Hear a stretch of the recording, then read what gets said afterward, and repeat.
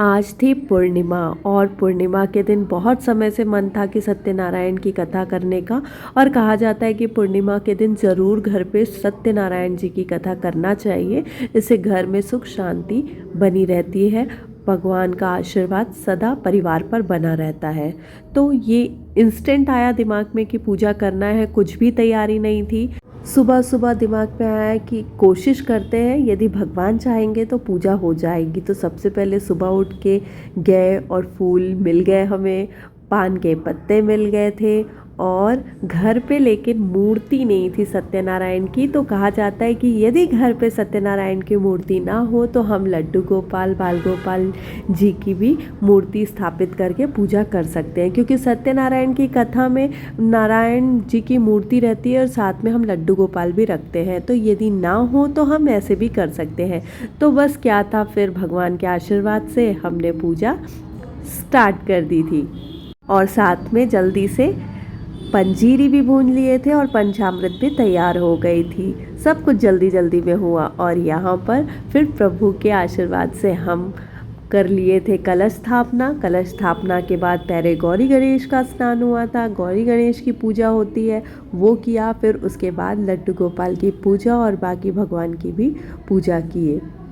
और सच कहूँ ना तो पूजा करने से जो मन में एक अलग ही शांति फील होती है ना, वो मुझे लग रहा था और सुबह से बहुत अच्छा लग रहा था। और साथ में हवन करना चाहिए, तो विधि विधान से पहले गौरी गणेश की पूजा, कलश की पूजा और फिर उसके बाद बाकी भगवान की पूजा करनी चाहिए। क्योंकि कहा गया है कि सबसे पहले स्थान पूजा का गणपति बप्पा को मिला हुआ है। तो सबसे पहले इसलिए सबसे पहले पूजा हमने उनकी की। फिर उसके बाद हमारे लड्डू गोपाल का पंचामृत से स्नान कराया, उन्हें उनके पोशाक पहनाए और बहुत ही अच्छे से पुष्प चढ़ाया। कहा जाता है कि ये जो कनेर का फूल होता है ना, ये लड्डू गोपाल जी को बहुत पसंद है। मुझे पता नहीं था, पहले मैंने सुना था कि सिर्फ शंकर भगवान पे ही चढ़ता है। फिर बाद में मैंने देखा वीडियो वगैरह में, तो मुझे पता चला कि उन्हें भी बहुत पसंद है ये फूल। तो फिर हमने कनेर के फूल चढ़ाए और भगवान की कृपा से उस दिन कनेर के फूल मिल भी गए। नहीं तो रोज़ फूल तोड़ने के लिए जाते हैं बट वहाँ पर हमें फूल नहीं मिलता था।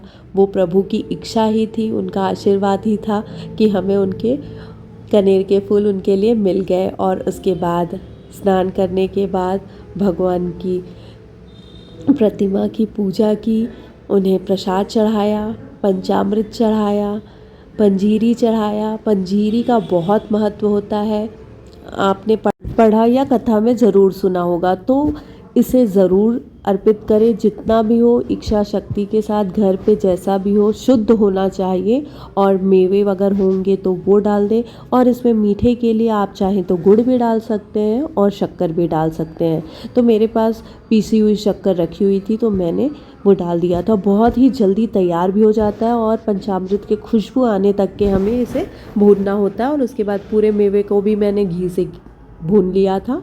और भगवान की कृपा से सच में बहुत अच्छे से पूजा संपन्न हुई, हवन भी हो गया था। और ये बिल्कुल भी सोचा नहीं था एक दिन पहले कि मैं सत्यनारायण की कथा करने वाली हूँ घर में। रात में अचानक आया कि कल पूर्णिमा है तो करना चाहिए। फिर सुबह मेरी नींद भी जल्दी खुल गई थी। हो सकता है प्रभु की इच्छा रही होगी, इसीलिए सब चीज़ें हो रही थी। नहीं तो नींद का जल्दी खुलना और दिमाग में फिर से आना कि कथा करानी है और सोचा हुआ था, तो सब कुछ अच्छे से हो गया। हवन हुआ, आरती हुई, फिर उसके बाद बच्चों ने भी बहुत अच्छे से आशीर्वाद लिया, हवन में शामिल हुए। और उसके बाद बच्चों की मस्ती शुरू हो गई। भगवान की पूजा के बाद, संपन्न होने के बाद फिर बच्चों ने डिमांड की थी कि मम्मा आज तो सैटरडे है तो हम चलेंगे कहीं घूमने। तो यहाँ पर बच्चे बहुत ही एक्साइटेड है, बस मम्मा जल्दी से चलो, जल्दी से रेडी हो, नहीं तो कहीं बारिश हो गई तो फिर आप लोग नहीं जाओगे। तो यहाँ पर आप उनके एक्साइटमेंट उनके फेस में देख रहे होंगे। और उस दिन सच में प्रभु की कृपा से बहुत ही अच्छा गया। और जैसे ही आप सुबह की शुरुआत पूजा से करेंगे ना, तो मन उस दिन बहुत ही खुश रहता है। तो इसलिए हर दिन पूजा करनी चाहिए और प्रभु का आशीर्वाद जरूर ले। तो अगर आपके पास भी सत्यनारायण की मूर्ति ना हो तो पूजा इस प्रकार से करें।